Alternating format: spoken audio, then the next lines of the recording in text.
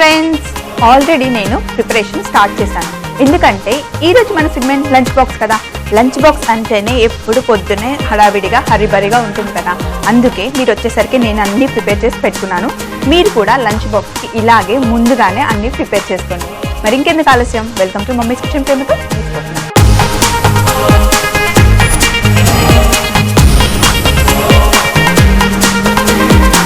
మరి ఈరోజు మన లంచ్ బాక్స్ సెగ్మెంట్లో నేను చేస్తున్నాను చపాతీ బాత్. పేరు చాలా కొత్తగా ఉంది కదా, తింటే మటుకి టేస్ట్ సూపర్గా ఉంటుందండి. పిల్లలకి లంచ్ బాక్స్కి అయితే ఇది పర్ఫెక్ట్గా ఉంటుందని నా ఉద్దేశం. మరి నేను చేశాక మీరు కూడా అదే అంటారు.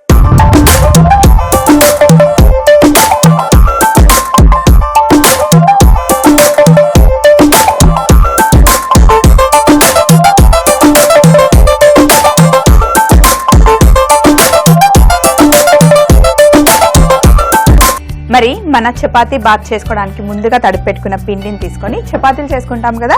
పుల్కలా చేసుకున్నా పర్వాలేదు, లేదా జనరల్గా చేసుకున్న చపాతీలా అయినా కూడా పర్వాలేదు. ఇది అప్పటికప్పుడే చేసుకున్న చపాతీలే కావాలని ఏం లేదండి.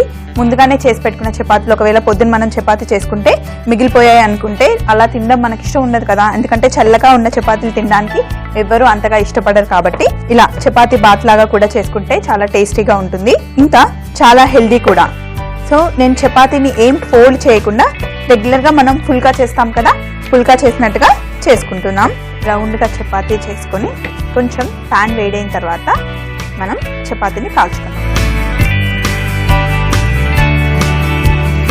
లైట్గా పైనుండి కాస్త ఆయిల్,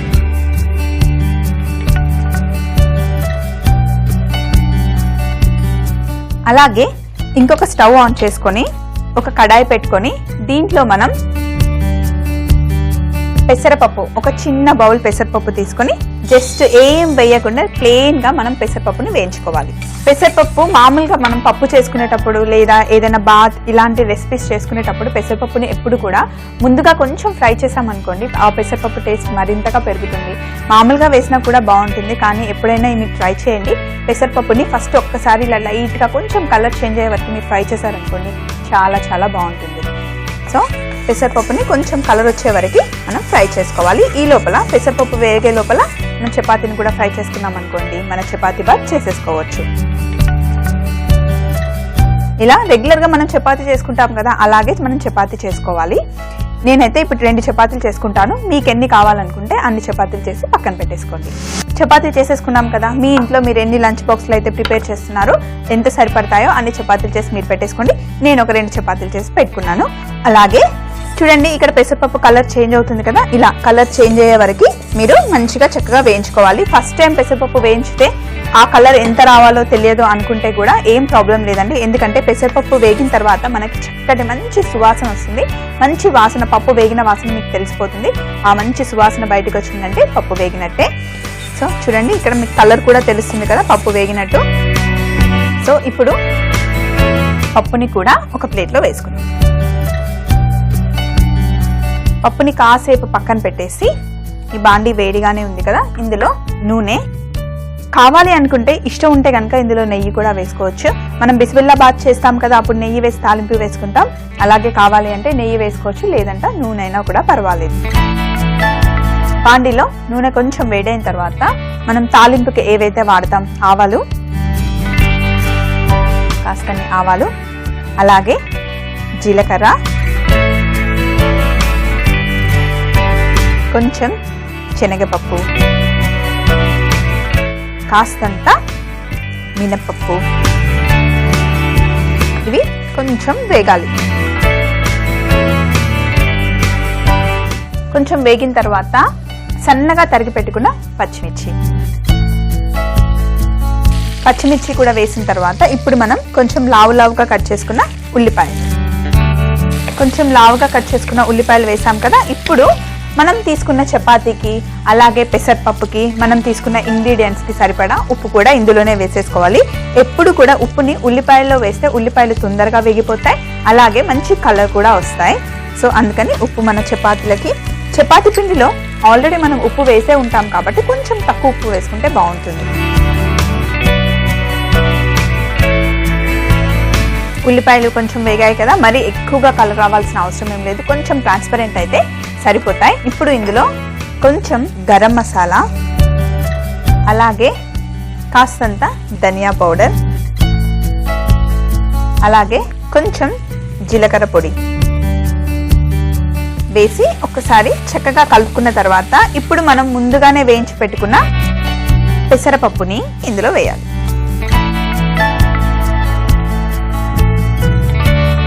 మళ్ళీ ఒక్కసారి పెసరపప్పుని ఇప్పుడు మనం అన్ని ఇంగ్రీడియంట్స్ వేసాం కదా, ఈ గరం మసాలా, ధనియాల పొడి, జీరా పొడి, ఉల్లిపాయలు అన్ని చక్కగా పట్టుకునేలాగా మళ్ళీ కొద్దిసేపు నూనెలో ఫ్రై చేసుకోవాలి. పెసరపప్పు వేసిన వెంటనే మనం కొంచెం జింజర్ గార్లిక్ పేస్ట్ కూడా వేయాలి. ఇంత మంచి వాసన వస్తుంది. పెసరపప్పు వేసాము, ఇంకా అల్లం వెల్లుల్లి వేసాం కదా, వేగుతూ ఉంటే చక్కటి సువాసన వస్తుంది. సో ఇంకా కొంచెం పెసరపప్పు అన్నిటితో కలిపి బాగా వేగిన తర్వాత మనం మిగతా ప్రాసెస్ చేయాలి. ఈలోపు మనం చేసి పెట్టుకున్న చపాతీలు ఉన్నాయి కదా, వాటిని మనం కట్ చేసుకుందాం. మనం చేసి పెట్టుకున్న చపాతీలని ఇలా ఒకసారి రోల్ చేసుకొని కట్ చేసుకుందాం.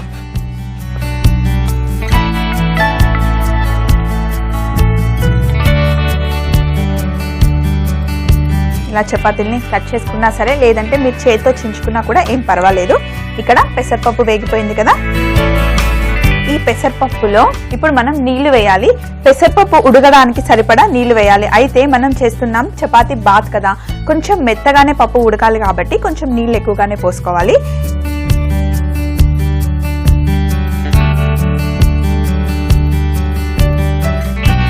పెసరపప్పు ఉడకడానికి ఎక్కువ టైం ఏం పట్టదు. అదే కందిపప్పు అనుకోండి, కుక్కర్లో పెట్టి 3-4 విజిల్లు పెట్టాలి. అదే పెసరపప్పు అయితే కుక్కర్లో పెట్టాల్సిన అవసరం ఏం లేదు. డైరెక్ట్గానే ఇలా బాండీలో వేసుకొని నీళ్లు వేసేసుకుంటే ఉడికిపోతుంది. పిల్లలకి ఎప్పుడు కూడా మనం లంచ్ బాక్స్ ఇస్తే ఒక ఫ్రూట్ అయినా, ఒక వెజిటేబుల్ అయినా, లేదా ఒక సలాడ్ అయినా ఇస్తాం కదా. మరి ఈ రోజు మనం ఇస్తున్నాం చపాతీ బాత్. మరి చపాతీ బాత్తో పిల్లలకి సైడ్కి ఏమి ఇద్దాం? మంచి ఫ్రూట్స్ ఇద్దామా? ఫ్రూట్స్ ఎప్పుడు రెగ్యులర్గా ఇచ్చినట్టు కాకుండా నేను గ్రేప్స్ తీసుకున్నాను. పిల్లలకి గ్రేప్స్ ఇలా డైరెక్ట్గా ఇచ్చామనుకోండి, వాళ్ళు ఇష్టంగా తిన్నారు కదా, కొంచెం పుల్లగా ఉంటాయి కదా. అందుకే ఇలా పుల్లగా ఉండకుండా వాళ్ళని తీయగా ఇష్టంగా తినేలాగా చేద్దాం. దానికి మనం ముందుగా చేయాల్సింది ఏంటంటే, కాస్తంత చక్కెర తీసుకొని ఒక ప్యాన్లో వేసుకొని ఇందులో కొంచెం నీళ్లు వేసుకొని చక్కెర పాకం చేసుకోవాలి. అయితే పాకం అంటే మనం పిండి వంటలకి చేసుకునేంత ముదురు పాకం కాదండి. లైట్గా చక్కెర అంతా కరిగే వరకు మనం లైట్ పాకం చేసుకోవాలి. చక్కెర అంతే కరిగితే సరిపోతుంది. చూడండి, ఆల్రెడీ చక్కెర అంతా కరిగింది కదా, మనకి బుడగలు వస్తున్నాయి కదా. ఇలా కొంచెం లైట్గా పాకం వస్తే సరిపోతుంది. ఇప్పుడు మన దగ్గర ఉన్న బ్లాక్ గ్రేప్స్ ని తీసుకొని ఈ చక్కెర పాకంలో వేసేయాలి. చక్కెర పాకంలో గ్రేప్స్ వేసేసిన తర్వాత కాసేపు ఉడకనిస్తే చక్కెర పాకం గ్రేప్స్ లోకి చక్కగా పట్టుకుంటుంది. అప్పుడు తింటే గనక చాలా చాలా టేస్టీగా ఉంటాయండి. కొంచెం పుల్లగా, తీయగా, టేస్ట్ సూపర్ గా ఉంటాయి. పిల్లలకైతే ఖచ్చితంగా నచ్చుతాయి. మరి ఇక్కడ పెసరపప్పును చూద్దాం. పెసరపప్పు ఆల్మోస్ట్ ఉడికిపోయింది. ఇంకా కొంచెం టైం పడుతుంది. నేను వేసిన నీళ్లు కొంచెం తక్కువ అయ్యాయి. ఇంకా కొంచెం మనం వాటర్ వేసుకోవచ్చు.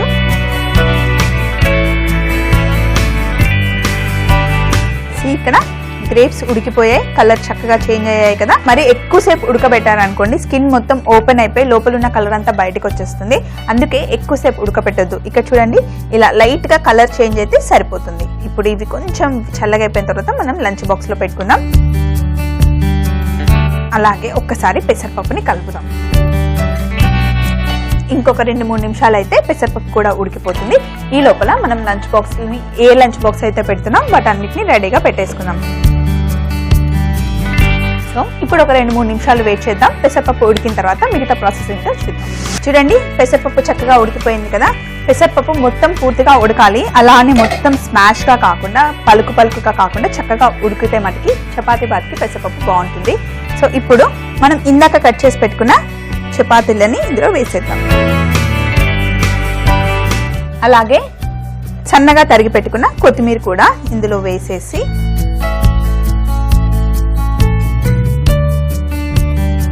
ఒకసారి చక్కగా కలిపిన తర్వాత ఒక 2 నిమిషాలు మూత పెట్టేస్తే ఇందులో ఉన్న వాటర్ అంతా చపాతీ లాక్కొని చాలా సాఫ్ట్ గా అయిపోతుంది.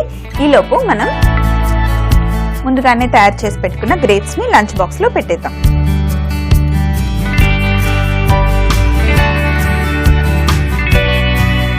బాక్స్ లో పెట్టేసి పిల్లలు తినడానికి ఈజీగా ఉండడానికి ఒక స్పూన్ కూడా పెడదాం. ఇక్కడ పెట్టేసి ఈ లంచ్ బాక్స్ని కూడా ఇక్కడ పెట్టుకొని, వావ్, చూస్తుంటే ఎంత బాగుంది కదా, చక్కగా చపాతీ కూడా కలిసిపోయింది. స్టవ్ ఆఫ్ చేసేసుకొని అంతే, ఒకసారి కలుపుకుంటే మన చపాతీ బాత్ రెడీ అయిపోయింది. రెడీ అయిపోయిన చపాతీ బాత్ని కూడా లంచ్ బాక్స్లో పెట్టేసుకున్నాం. చపాతీ బాత్ తింటే కడుపు హెవీగా ఉంటుంది, అలాగే తినడానికి టేస్ట్ కూడా చాలా బాగుంటుంది.